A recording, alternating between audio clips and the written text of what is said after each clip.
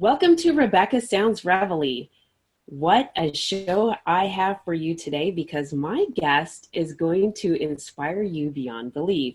Why? Because just like us, he's got something that is going to help you move beyond your dreams. Why? Because his is something that is a baseline to launch you in a direction that you want to go. He's an actor. He's a model. He's a voiceover artist.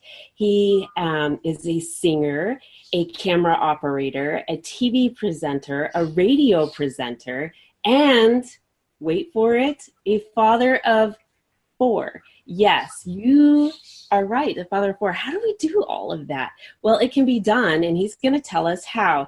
He is known for his role in Cage the Bear, the Black Bang, and really that centers around a group of hackers who join forces with aliens. And, you know, fantasy and sci-fi seems to be very common right now, right? It's very intriguing, and he's going to tell us a little bit more about that and his role as a government agent in this film. Pretty exciting. He's also known for his role in Tit for Tat, and he's going to tell us a little bit more about his role there. I really want to let the cat out of the bag on this, but I'm not going to. I'm going to let him share it. But there's even more. He's been in an Emmy award-winning film, yes, A Crime to Remember. And do you remember it? Well, wait for it. Mike plays a police officer, and if you know me, my background being a retired police officer, this is already intriguing. Yes, it is. I'm pretty exciting. And there's three more roles that I really want to talk about. And I'm not going to give too much other than the names for these films because one of them's in post-production. First, one of the shows is Project Time. The other is No Way Out. And the one that's in post-production currently is called Catcalling Man. I want to know more about this one specifically because sometimes we think about this in the female role. But at any rate, with the drum roll, please, welcome to the show, my guest, Mike Provenzano. Welcome. Hi, Rebecca. Thanks for having me. I am so excited to have you on the show because you've got a lot going on, and what an inspiration, because you come from a business background and you are launching it forward, but with having a family of 4 children, being able to do what you're doing is absolutely incredible. Tell me how you got started. It was honestly fluke. It was something I wanted to do when I was in my 20s, but I wasn't even close to being prepared for it mentally, physically, anything. I wasn't there. I was working for a friend of mine on a project, and he bought a design firm, and one of the guys that came with the company was an acting instructor. And so when I was finished the project and I was ready to leave the company, he said, "Mike, you should check this place out." And I literally say, "Were you blowing smoke up my, you know what?" Right. And he goes, no, for real. So I went to an open call with about 50 people. The director said, "We're going to invite 4 of you to come to the class, to the school." I was one of the 4 that got accepted into it. Went to the school for X number of months, got picked up by an agent right afterwards. And that's kind of how I started. It wasn't something that I thought of. Somebody mentioned it, and then it kind of resonated. Uh-huh. And so it was a fluke that I actually got started in the industry. But it was something, like I said, I wanted to do years ago that I just wasn't in the right place to do it. And now I have that confidence that I probably was lacking to try to start years ago. That's pretty interesting, though, but your skills and background place you with that fluke in the position at the right place at the right time with the right background and experience so that you can really portray the roles in the right way. Right. I've said to a lot of people that I've been acting for a little less than 3 years on camera. I've been acting for about 52 years now. Just I haven't been acting on camera for that long. As a parent, we kind of have to do that, right? Because Exactly a right. lot of times we don't want certain emotions to reflect onto our children because we don't want them to know, oh, mom or dad's having a bad day, Right. or, we don't want them to experience something, those kinds of things. So in some ways we are, Yep, actors exactly right. at Yep, home. exactly right. So, very interesting. So tell me about a little bit about, I'm really interested about Catcalling Man. Okay, well, that one was we did it last year up in New York. It was actually shot for a film in China, believe it or not. So it's not even being shown in the United States. Interesting. And Okay. but it was up in New York, and it was the lead was a Chinese woman, and my job was to kind of hit on her outside in the street as she was kind of just hanging out. It was it was pretty fun. It was a supporting role, but it was a blast. And it was interesting because it was one of my one of my first earlier jobs, and it was really cool to just go through the process, even though I was just a supporting guy in the background, so to speak. They truly cared about everybody involved in the project, and they wanted to make sure that everything went as smooth as possible, not just for the leads, but for everybody else involved. And that was really a cool experience for me. So it was really fun. It was an easy one, but it was a fun one at the same time. Okay, so easy and it's a supportive role. But so another drum roll because you are the lead in a current pilot series that you are doing where you are playing a police detective. Are you able to share with the audience about that, or is it something that you can't right I now? think I can share a little bit about it. Okay. It's a story about it's called The Door, and the story is basically premised around people that are in gangs that want to get out of gangs safely.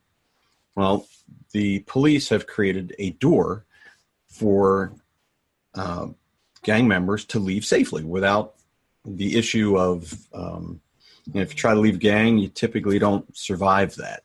And the police have created a process by which if someone wants to leave, they can come to the police, and the police will put them in protective custody and make sure that they're safe. Okay. But I play a police officer who was going down the wrong path for a long time. Had kind of a drinking problem, and saw the light one day and decided I want to do the right thing. I kind of upset a whole bunch of other officers throughout that process, but in my past would not let go. It continues to come back to haunt me. But it was a really fun project, and we're close to being finished now. But it was really fun. I look forward to seeing how it finally turns out. I'm really excited to see this too. Um, my background is in law enforcement, so I do have a partiality to watching shows that Yeah, are crime oriented, and so I do like documentaries that have to do with law enforcement, and I also like series, and so it's really amazing to me how. And I'm also prior military, so I am always amazed at how the film industry can nail certain stereotypes. I am also amazed at how sometimes they can really nail the accuracy of some of the things that we do sure. in that you know in that field without 100% giving away all of the things that need to remain confidential for safety purposes and investigatory purposes and things like that. But nowadays, there's so much that's just out there that you think, wait, why, that shouldn't be out there because then the bad guy kind of knows how to or can kind of scheme around it. But at any Yeah. rate, I Hmm. think it's neat what you're doing. And your show, the Emmy Award winning A Crime to Remember, you've also had a police role there. Yeah, that was a fun one. That was it was we were playing police officers from the 1920s. So the suits were heavy wool. It was this summertime when we did the filming for it, so it was super hot, Ouch. crazy. Yes. It was really hot. But it was my first role that I actually got to talk on camera. And so it was a fun experience up in Brooklyn where we filmed it. One of the funnier parts for me was that while it was so hot inside, we went to go outside, and they're like, "Well, you got to put a robe on before you go outside." And I'm like, I didn't understand that at first. Okay. And because I was dressed in a policeman's uniform, I couldn't go outside dressed as a policeman because people, Right. if there's an issue, they see me looking and they're like, let's go to that guy for help. The funny part was I didn't have a badge on yet, and I didn't have the holster on. So if I would have went outside, I probably would have looked like a doorman at the same time based on what the uniforms Right. looked like back then. But it was a fun one. I had a great experience. And that's the one thing I could say about most of the work I've done. I've had wonderful experiences across the board on every job that I've been on, whether it's been film, commercial, or even print work. I have a blast on every job I get the honor to be part of.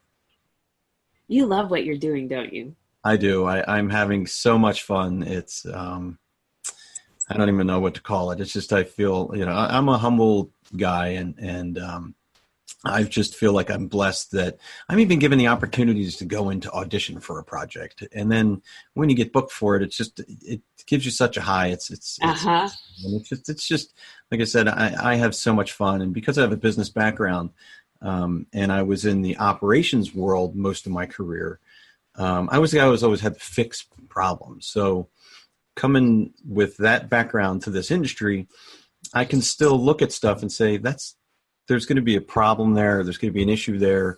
Or I have the skill of, if somebody's having a hard time, I'm really good at helping them overcome a challenge, whether it's just stress or something to that effect. I'm really good at dealing with issues and not creating issues, because as an operations guy, I had to deal with all types of egos from a sales perspective in the past. So I'm really good at working with any type of person. Sales is something that a lot of people don't realize can carry you through many different fields, because you learn about people and the interaction with a multiple different array of personalities. Sure. And I guess product, if you will. And I mean that in, like, it can be film as the product, whatever industry it is, that can be the product. Sure. And so you learn how to sell it. And it's really kind of interesting. Tell me a little bit too, how you applied those skills when you started getting into acting, because many people don't realize that, I mean, if they currently are in a position, say that they're working at a retail location or in a restaurant location, those skills can be taken and carried over and applied if they were interested in going into entertainment. They can use those skills. Oh, absolutely. If there's one thing that I've learned is that as a business guy in the past, if you didn't set goals for your company or your position or your department, you never really could reflect on what you did or what you accomplished. And one of the things we did at my old company was that we set goals, like every other business did. We set goals for the year. And then what we did was we broke it down by quarter. And breaking things down by quarter allows you to be flexible enough to make changes if the industry or the economy or something requires to make a shift. And so what I did when I got into this industry was I took my organizational skills, for lack of a better term, and I created goals for myself for the industry. So I created goals such as, what type of projects did I want to work on? I wanted to become, when I first started it, I started as a model, actually, and I did print work first. But I wanted to develop my acting skills. I wanted to develop teleprompter skills. I wanted, there was skills development that was just a goal that I created for myself. I created KPIs that allow me to track the work that I put into it. So I would track, and I still do this today, how many submissions I put in a week. One of my goals is to submit to 30 projects a week. And that's Okay, just so my, I just want to jump in right there because when I was doing sales, our goal was to work on the power of three, and that was, making 3 contacts per day. And yours is 30 a week, which that is pretty close to that. And so, what is your, your return on your investment to that? Is that pretty high? well, it's not bad, to be honest with you. Uh, Because when you submit for projects in the acting or the modeling world, you're competing against sometimes thousands of people in the sure, same, sure, sure, same, sure. trying to do the same thing as you. And what I've learned, though, is that by being consistent every week, I get more opportunities. Where I've met some people on sets that when they book a job, they're high-fiving themselves and they're glad that they're there, but they forget to continue to submit because that job's going to end. And most of the work I do is commercial work, where it's not a long-term project. It might be a day, it might be 2 days, it might be a week, Sure. but that job's going to end. And so I consistently am submitting for projects. I'm consistently trying to sorry, try. I'm consistently trying to build new relationships. I'm looking for ways to increase people knowing who I am. And one of the things in business was, and I mentioned our broadcast industry earlier, is that we were one of the best kept secrets. So we had this really cool tool, but nobody knew about it. And that's what I'm trying to make sure that doesn't happen with me personally.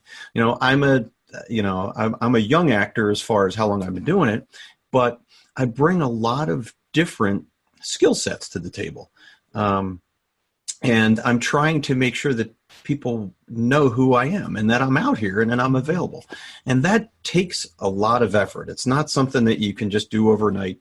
It takes practice. It takes time. Even, how many auditions I go to, I track. How many self-tapes I get to actually do, I track. How many jobs I do, I track. How much money I generate, I track. So creating goals for all that stuff really helps me stay focused on where I'm trying to get to. So even some marketing goals that I'll create for myself, if I'm not looking at it, you kind of forget about it because you get focused on whatever you're working on at the time. And so I have a website that a friend and I use because we both got into the industry about the same time. We've been on a shoot together, and we talk every week about how we're doing on our goals. So we both basically use the same website to track how we're doing in the industry. And because we look at it every week, we track every single week how we're doing as far as the goal that we're going to try to hit for that quarter. So if I have a goal of, let's say 10 industrial jobs for the quarter, I track along the way how I feel about hitting that goal. So if my goal is 10 and at the beginning of the quarter, I feel good. I think I'm going to hit 10 jobs. And then halfway through, let's say I'm only at like 3. Well, if I start to predict, am I going to reach my goal of 10, I can start to take other action to try to boost that number up if I don't feel like I'm going to reach it. So we have a color-coded system that actually helps us just take a quick look at how we feel that we're doing towards our goals and then make changes that we can make. Now, the hardest part about this industry is that there's things that are outside of my control. I can only submit the projects that are physically there, right? I can only go after work if it's a busy time of the year. There's certain times of the year where it's a little slower. And when it is slower, you kind of have to take that into account when you're setting goals for yourself. Where last December was really slow for me, but the December before was busy. So it was kind of a weird shift for me in 2018 versus 17. That's interesting too, because a lot of times you think that there's projects that are going, I mean, time of year is going to be pretty much the same Yeah. incrementally when projects are going to appear. So I think it's pretty fascinating in how you are monitoring your progress. And I think it's a really important point to share with people who are wanting to do anything to be successful is really tracking what you're doing and where you want to go. Because, like you said, we can really get lost in forgetting about what we've done. And if we're not continually doing things to make ourselves move forward, we're not going to get anywhere. Yeah. And part of that, you also have to celebrate your successes. And no matter how big or how small they are, if you have a win, enjoy the fact that you won something, and to me, it's, when I get on a train and head up to New York to do an audition, I get pumped up just because, and I understand that the percentages are pretty low for you to book a job against 500 other people, but somebody's asked me to come in. That's a win, and it's just a matter of time, at least for me, I feel, to where I'm going to start booking some bigger roles because people are now starting to get to know me. I have some footage now that I can share. I have a decent resume that shows the work that I've done, and that's for anybody in any industry. If you really want to get somewhere, you have to write it down and set some goals for yourself and then take some action on them. If you don't take action, you're not going to get anywhere. But if you start taking action and you track what you do, you'll be surprised how far you can get. It's really cool for me when I get to inspire somebody that's been in the industry longer than me, because they didn't realize that, if I just did this little extra, I might move the ball forward a lot faster than I thought I could. I really love what you're saying, and I want to ask you too about two of the films that you've done, Project Time Jump, and No Way Out. Okay, the Project Time Jump was that was a cool one because it was scripted, but it was a guy from the UK that actually did the project, and he had people just doing portions from their homes. So it was a cool experience where I didn't have to go anywhere to do it. I auditioned for it. I got a script. I did my part, and then he put it all together, which is really fun. That sounds like a lot of fun. It was. There's no doubt about it. And No Way Out, actually, that is the one where I was the catcalling guy. That was actually the name of the film. Interesting. Okay, I didn't realize that. Yeah, that was the name of the film. But the one that I could share a little bit about is the one at Tit for Tat. That was a fun one. That was my first short film that made it. Actually, and it made it into a film festival. It didn't win any awards, but it actually it was up for the best short film. Yes, and I understand that it even had a follow-up to that film last year. Is that correct? We have a follow-up that we've had written, but we haven't filmed it yet. So we're on the track to do the film. We'll probably film it in the next few months. One of the other actors is having a baby in July, so we need to make sure he's done filming before the baby's born. I see. Okay. In our best interest to get it done sooner than later. Very good. And so you were an NFL commissioner in that particular role.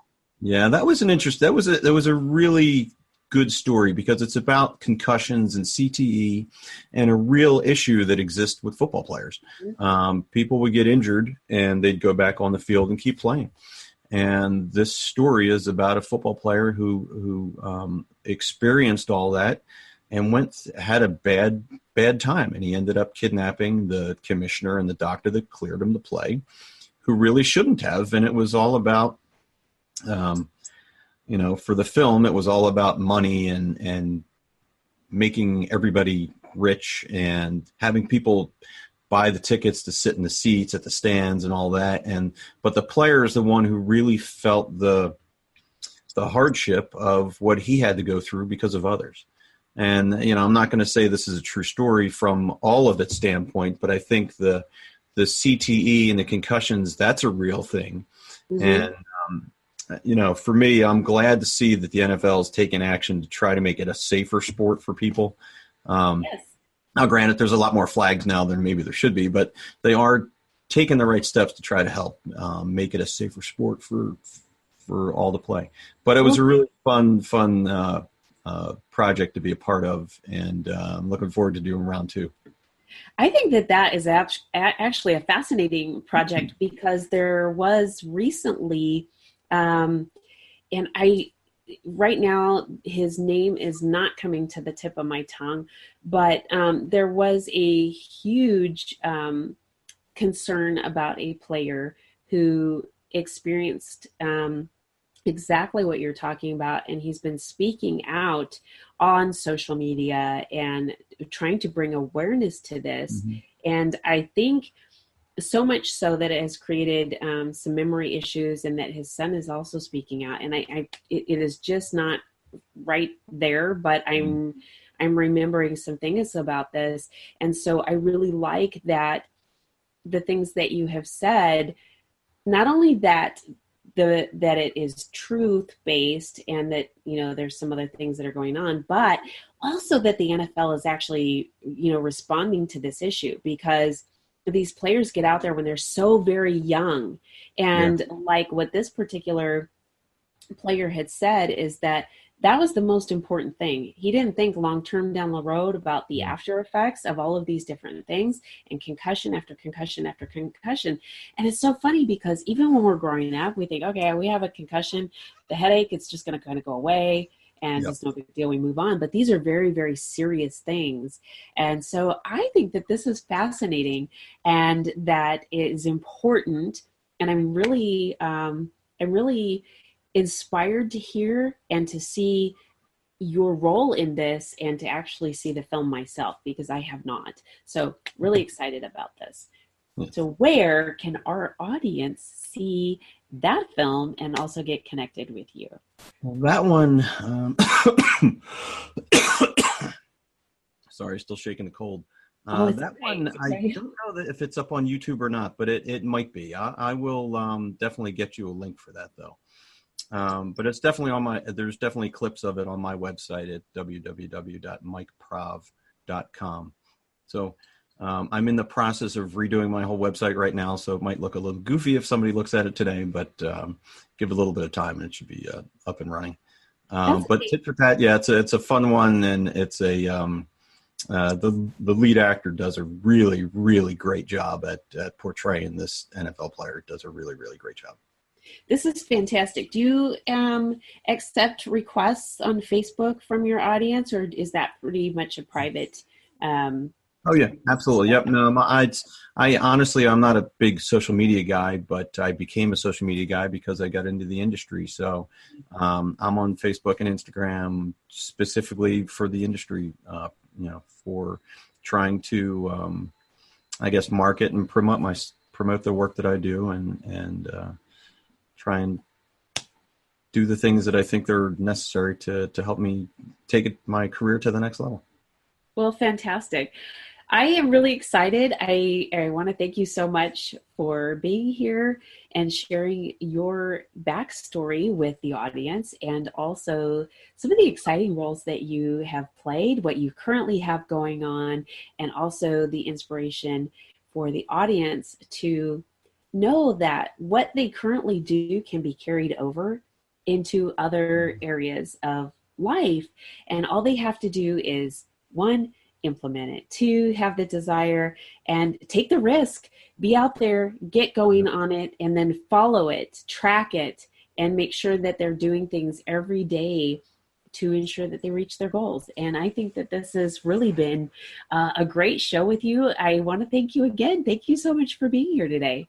Oh, thank you very much. It's been my pleasure. I just I'm someone that loves helping people. So it's whether it's helping, it doesn't matter how. The one thing that I've learned is that being in the industry for such a short period of time, there's a lot of people that have helped me learn the things that I would never know about this business. And I love passing the torch to someone else to help them move their dream forward. That's how I feel too. So I'm really excited. Share your website again with the audience before I let you go.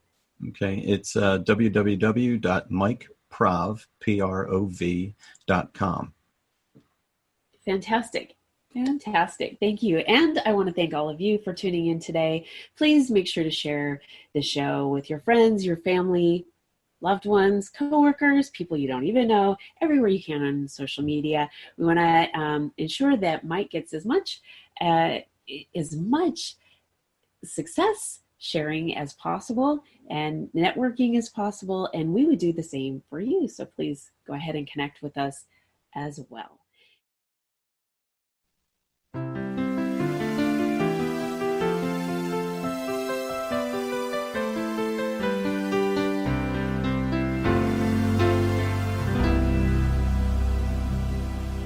Welcome to Rebecca Sounds Reveille. What a delight today. We're going to have a guest that is going to definitely get you thinking different today. We usually have guests that have done a lot of things on screen or have written books, and it's not often we talk about the things that we hear.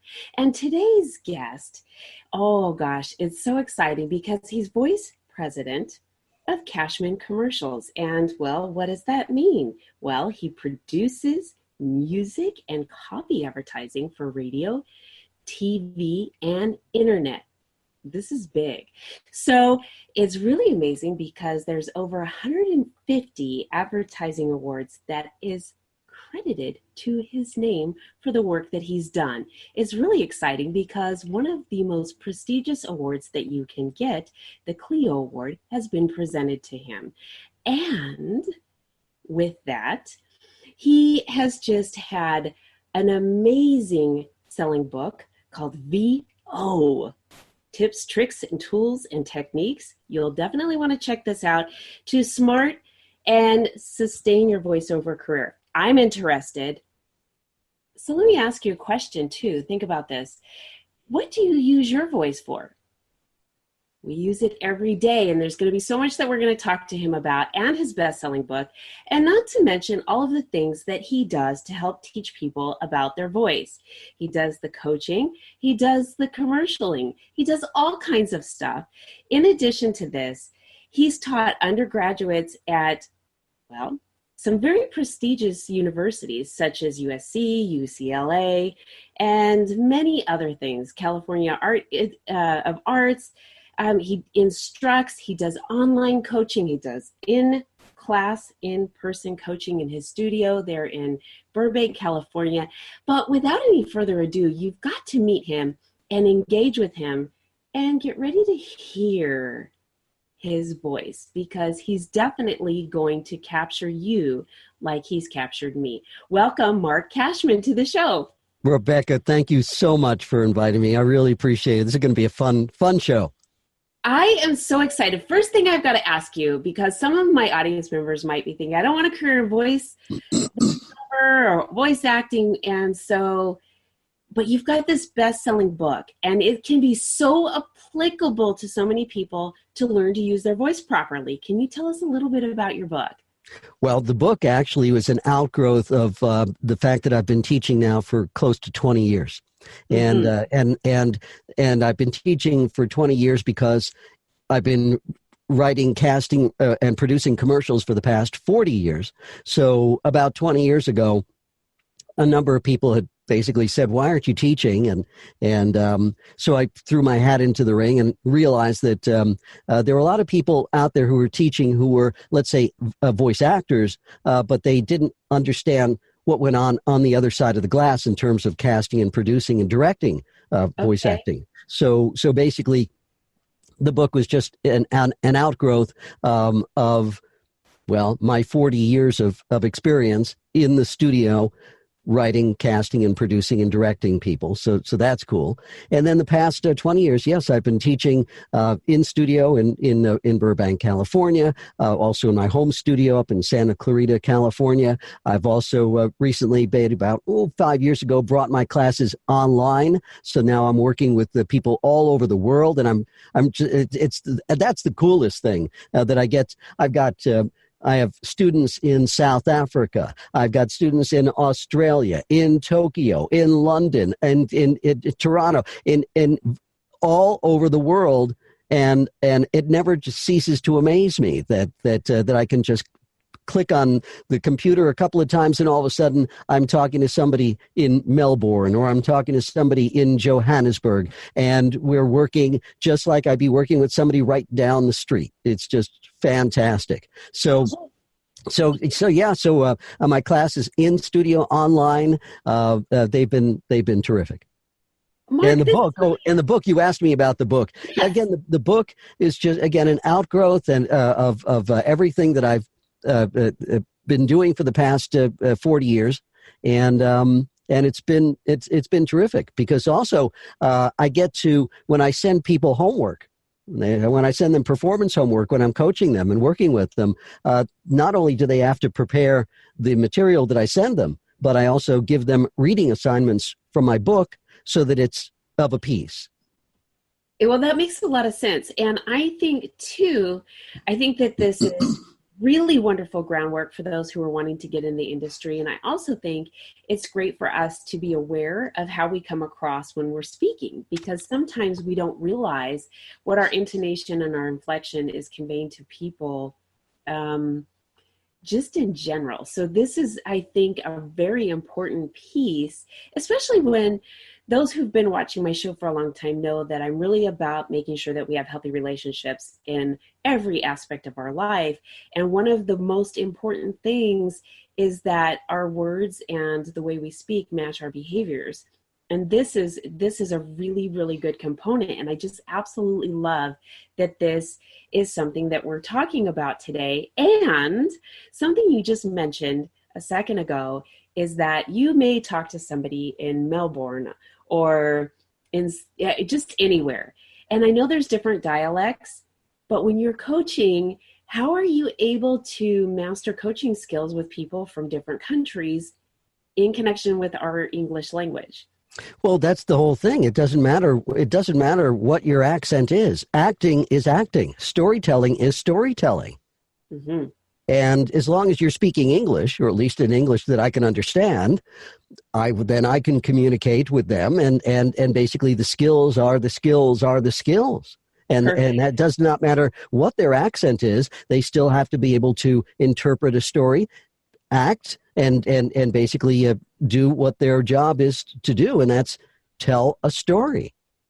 I love this. And it's so amazing where we're at in society in the terms of visual aids, because we really rely on this a lot. But we go back to things like fireside chats and storytelling as children, and we are really able to grow so much when we use the auditory senses in combined with our imagination. There's so much growth there. And I think that we should take this so seriously and embrace the fact that we can still do this. We don't have to rely simply on visual technology now or watch TV all the time, even though this is something that I do promote. I do promote actors and actresses on the show, but we do want to take time to think about how much benefit we receive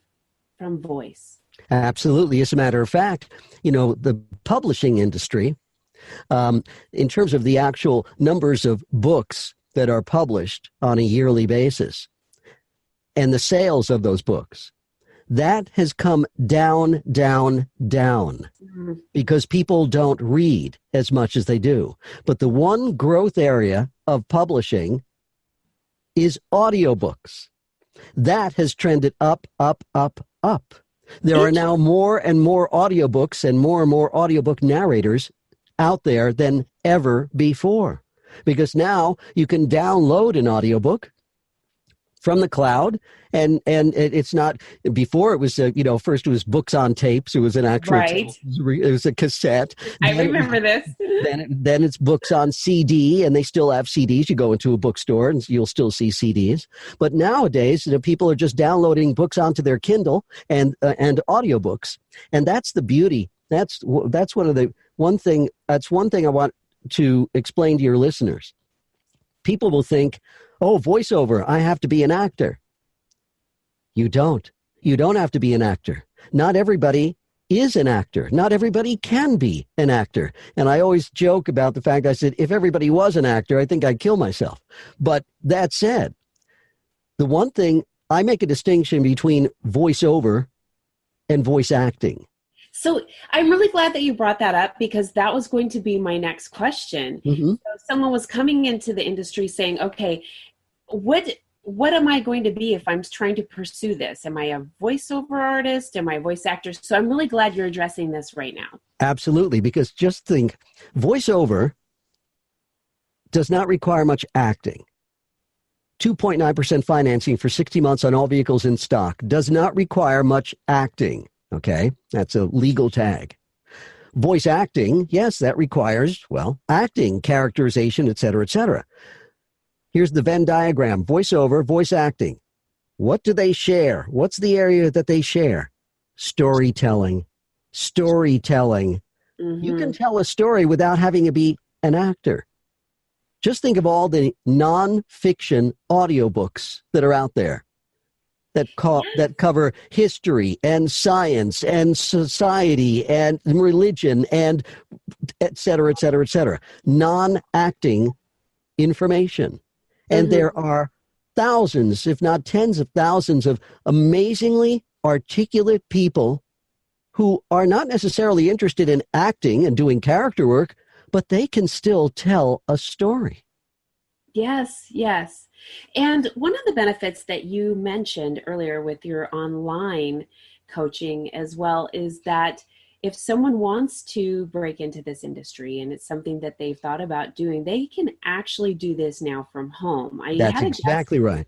I had a guest on my show not too long ago who said way back when she had done some narrations, and it was kind of like being in a sweat box in a sweatshop. I mean, they were just in these narrow rooms and not getting, it was just kind of a not prestigious area or even kind of a businessy environment. But now you can do this from home. Absolutely. Absolutely. There's no question about it. And the cost of that technology, the cost of putting together a home studio has come down. Again, technology, we all know that the cost of technology, there's even an equation. I can't remember. I always blank on the name of this equation that basically says that as technology increases, the costs decrease. That's what happens there. So yes, so putting together a home studio is very, very affordable. It's really interesting. I'm wondering too, Mark, how you ended up just getting into this business. How did you start getting into voices itself? Just identifying throne and moving into this. It's really for me, it was falling in love with radio and what I call the theater of the mind. Yes. I love visuals. Obviously, we all love visuals, but I was particularly drawn to the theater of the mind, radio. And so way back when I first started my career, I decided to come to Los Angeles to be a radio commercial producer. And I listened, and the person who inspired me was a gentleman by the name of Stan Freberg. And if people don't know who Stan Freberg is, they should look him up. Freburg. Stan Freberg was the godfather or the grandfather of modern humorous radio. I love it. He would create commercials that were funny, not just informative, not just an announcer, but actually funny and entertaining. And I loved that. I said, that's what I want. I heard one of his spots, a number of his spots, and I said, that's what I want to do. And I came out to Los Angeles 40 years ago, to do just that. And here I cannot believe that 40 years later, I'm still doing it. I have to pinch myself every day that I've got this beautiful studio, that I've got the studios in Burbank, that I've worked with people all over the world, and I'm still doing what I intended to do 40 years ago. Probably because I'm just absolutely relentless and just insanely focused. And but that's what you have to do, I guess, in order to really do it. But Mark, too, don't you love what you're doing? That's the other thing too. Yeah. I know there are a lot of people out there who I know are burnt out by the industry, by the business. It's just the opposite for me. I love it more today than I did when I first started. And when I first started, I was insane. I was just absolutely, totally focused. And I was like a little terrier on your pant leg. I love this. I do. This is so much fun because there's so many things that you can do with your voice. I mean, if you think about, there's so many famous people who have done everything from cartoons to have landed major parts in roles just on their voice alone. Yes. Actually, many times, celebrities, again, the movie studios, et cetera, and TV, they hire celebrities for their voice alone, mainly because their voices are what they call sticky. Okay. So, for instance, there are certain voices of certain celebrities that you can hear in your mind. Yes. Okay. Yes. They're sticky. So, for instance, if I were to say Sylvester Stallone, yes, you could hear his voice in your head. Yes. Okay. Jack Nicholson, you can hear his voice in your head.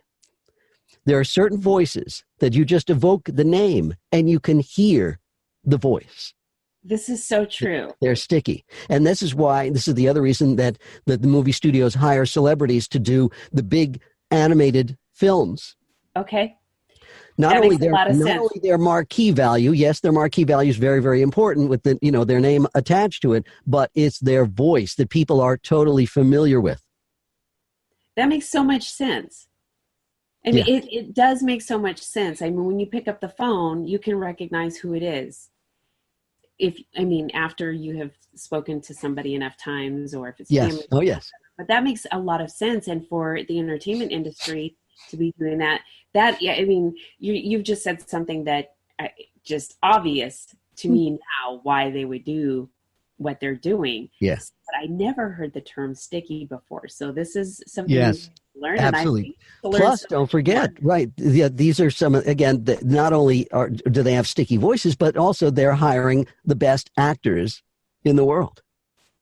Mm-hmm. So they don't have to worry about whether they're going to, be able to act their way through a movie.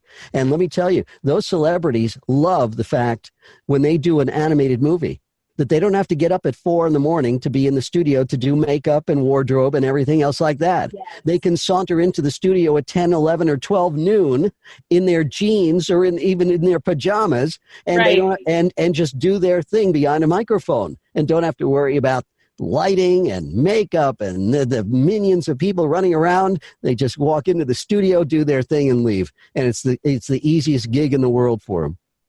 That makes so much sense. And you've worked with a lot of celebrities and a few, yeah. And again, people are people. You know what I'm saying?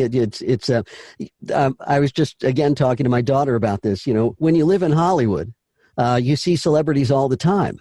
And if you're not used to seeing, you go, oh my God, there's so and so. But in Hollywood, in Los Angeles in general, you could be having lunch and there's a celebrity sitting right next to you, at the table right next to you. It doesn't matter. People are people. Yes, no, I totally agree. I grew up in the area, and so I'm familiar with what you're talking about. And I know that there are other people who are kind of thinking, wow, this is great. Well, you're around it all the time. Yes, you realize that we all are people, and we we do the things that we love to do or things that we have passions for. And this is what your passion is for and what you're very, very, very skilled at. And it's very impressive. It's proof when you're getting the awards that you're getting. You have a lot behind your name. And I would love for my audience to be able to connect with you and be able to acquire some of the skills that you have to offer them. Thank so you. if you can share with them how, one, to get a copy of your book, because Uh-huh. you're going to need that if they're going to be in your class. Yes. And then how to get connected with you so that they can either audit your class or enroll in your classes. Okay. Well, there are a lot of ways. It's interesting. There's an embarrassing amount of information on me on the internet. What do they say? If you ever want to see what's going on, Google yourself every so often and see what's going on. And I can't believe it. But then I realize I've got a lot of online presence only because, well, the nature of my business and the fact that I'm working with people all over the place. But you're good at what you do, Mark. Really. I mean, don't be modest. You really deserve to be out there, and the credibility and notoriety that you're receiving from your work. You're good at what you do. You're experienced. You love it, and you're ready to help people. This is that is the one. It's. I mean, I do online one-on-one coaching pretty much every day, almost virtually every day. So that's the whole thing. Is that people can have access to coaching even if they can't be one living in LA, even if they can't commit to, let's say, 4 Saturdays in a row for a course. I also offer one-on-one coaching.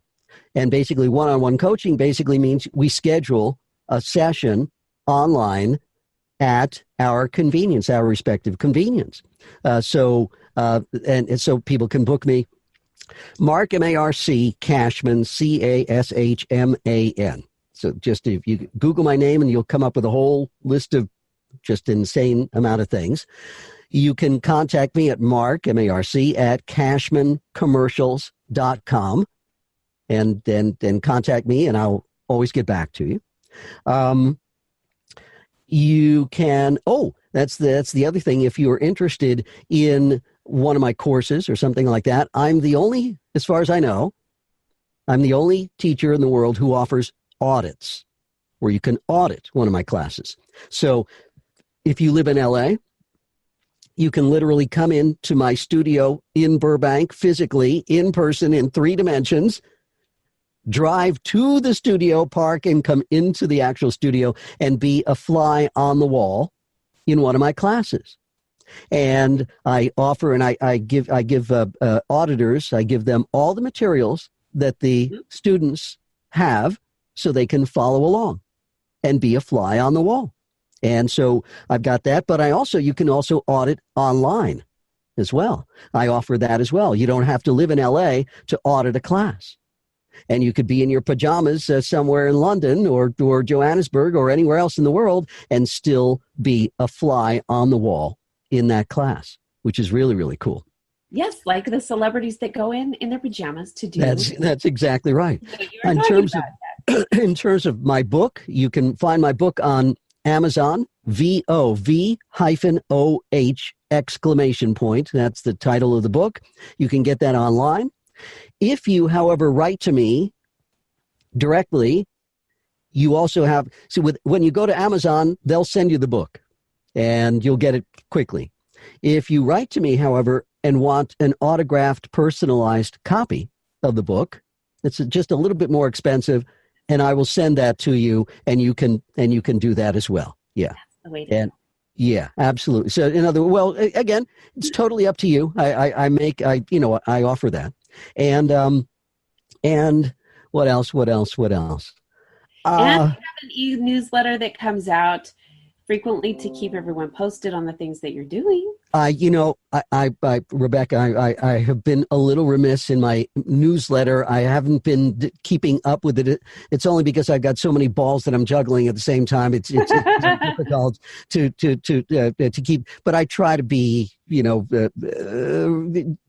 try to keep that up. I don't do it as often as I should, but I that's my New Year's resolution is to keep my newsletter going a little bit more. But I'm constantly sending out announcements about upcoming classes, workshops, specialty workshops, and auditions as well.